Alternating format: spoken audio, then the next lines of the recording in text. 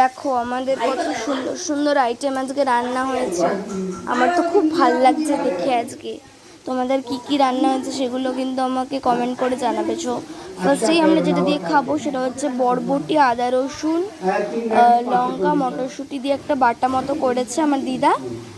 আর এটা আছে কচুর শাক দিয়ে ছোলা দিয়ে একটা তরকারি মতো করেছে, এটা আমার খেতে খুব ভালো লাগে। আর এটা মুগ ডাল আর লাউ দিয়ে একটা ঘন্ট করেছে, এটা সবার প্রিয় লইট্টে মাছ। আর এটা ট্যাংরা মাছের ঝাল চাপিয়েছে এখন আমার দিদা। সো এইটা আমাদের ট্যাংরা মাছের ঝালের মানে মশলাটা। আর এইটা পোনা মাছের করবে মানে ভেজে দেবে যখন আমরা খেতে বসবো। সো এত সুন্দর সুন্দর লোভনীয় খাবার আইটেম রান্না হয়েছে।